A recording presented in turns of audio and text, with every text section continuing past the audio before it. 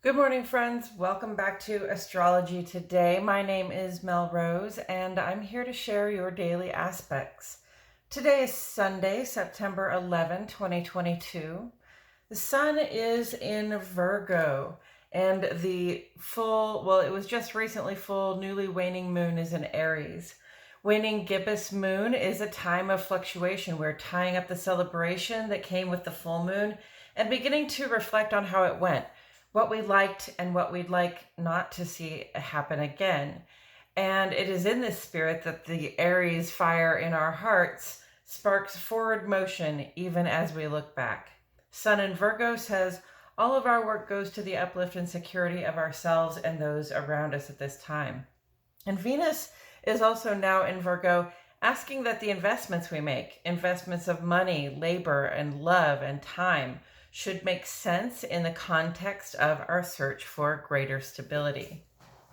Mutable Earth and Cardinal Fire, friends. There's a feeling of initiative in the air as we continue to focus primarily on finding solutions for that greater sense of security.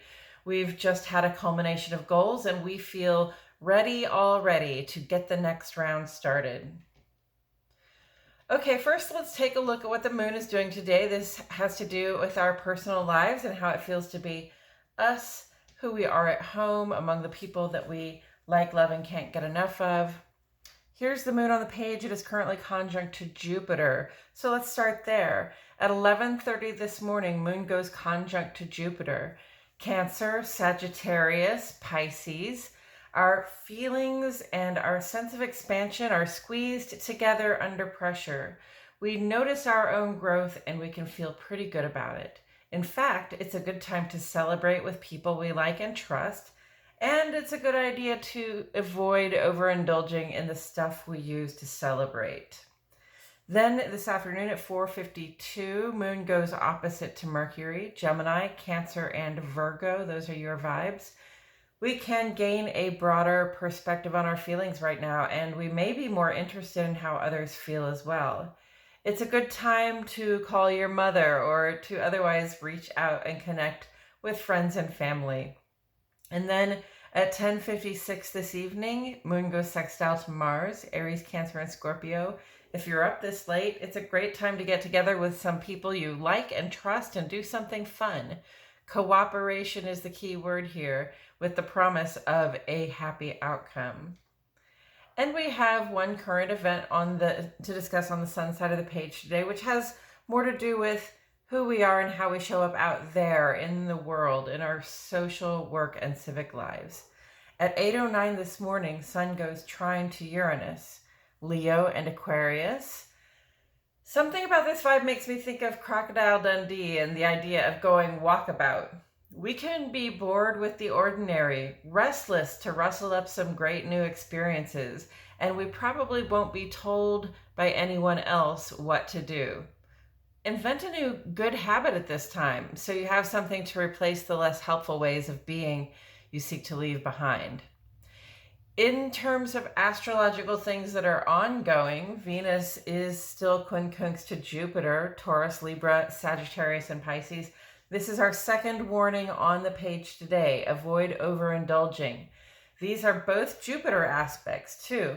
And when Jupiter is under pressure or out of positive alignment, there can be a tendency to take too much of the stuff we use to celebrate. Furthermore, with Venus quincunx here, this points to our spending habits or how freely we invest ourselves in emotional connections. Please celebrate responsibly, friends. And then also on the page today, we have this grand trine, which is the sun and Uranus and Pluto together. Added to it is the kite with Neptune, where Neptune is an aspect to all three of those planets in the trine. Leo, Scorpio, Aquarius, and Pisces, those are your vibes. So we see the kite shape here, which is a combination of this grand trine and the fact that Neptune aspects all three of them with an opposition to the sun. At the heart of this kite shape are the opposition I just mentioned between Sun and Neptune and the trine between Uranus and Pluto. The opposition here represents a sort of weakness of the human spirit that comes across as acquiescence. We may not be content or fully comfortable for here we are, our dreams are clear across the the way from our reality, but we may also not feel very interested in doing the work to bridge the gap. Like, it might seem like a long way to go. Okay, crossing that opposition, though, however, is that Uranus is trine to Pluto, both in practical, grounded earth signs.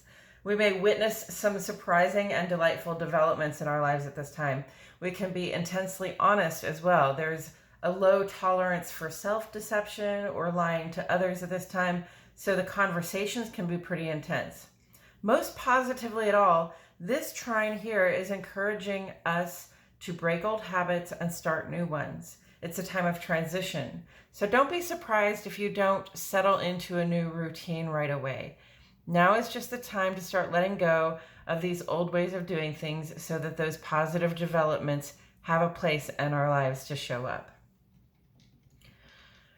Mercury is opposite to the moon here.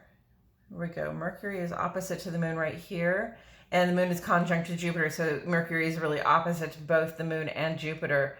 And then Mars is trine to Mercury while being sextile to the moon here. Aries, Gemini, Cancer, Virgo, Scorpio, Sagittarius, and Pisces. Moon's conjunct with Jupiter is an exceptional thing to be in opposition to. But it makes sense, being as Mercury is now retrograde and has been for several days now, having an argument with our desire to expand about the changes we don't like to make in our day-to-day life. Change is the order of the day, however, and Mars's trine to Mercury is here to say, come on, friend, we can do it. The trine blessing here is telling us that when we make an effort to change the habits that get in the way of our progress, we will be rewarded. Mars is also trine to Saturn at this time, right there. Aries, Scorpio, Capricorn, and Aquarius. These two in aspect always refer to the labor we're doing. And at this time, they're both in air signs, air signs as well as Mercury being an air sign. So the work we're doing right now is largely a labor of the mind. We want to take action on our best ideas. Two of these planets are retrograde, Saturn and Mercury. And so this tells me that we're talking about our best ideas about ourselves, who we are. I see a lot of people giving serious cost-benefit analysis to the work that they do and whether it's still a good fit. There's nothing wrong with having work you love that consumes your time and your attention, but we want to give consideration to what our greater goals are. Now is not a time to plateau, but to consider what more we can create with the labor that we have to give. And of course, 7 of our 11 planets are retrograde at this time, playing tricks on our desire to make simple progress. Mercury is the most recent and personally noticeable of these retrogrades. It serves as a reminder to listen more than we speak and to slow down in our day-to-day routine, giving attention to the details, following through on the things that we start. Pluto, Saturn, Neptune, Jupiter, Chiron, and Uranus are all also retrograde. There's no denying that our worlds are in flux right now. Becoming an expert at navigating these waters is the work of a lifetime. So give yourself some grace if you don't handle everything perfectly. As long as we make a positive effort, we will continue to move in the direction of our goals. Coming up tomorrow, Sun quincunx Saturn will be here to remind us to guard our energies and apply ourselves only where we must. Thursday, Neptune's perihelion may have us feeling as though our fondest imaginings are under a spotlight. And then the third quarter moon in Gemini this coming Saturday will grace us with an opportunity to pause as we shift gears from reflection and planning to achieve active release. And that's it for today's astrology, friends. Thank you for tuning in. Please like my video, subscribe to the channel, click the notifications bell. I post here every day and I wouldn't want you to miss a thing. For a longer, less formal version of this reading that includes further insight from tarot, Please check out my other channel, Astrology Today and Tarot with Melrose. The link is in the description. I appreciate you all so much for tuning in. My love and gratitude go out to each and every one of you, and I will see you all back here tomorrow for more Astrology Today.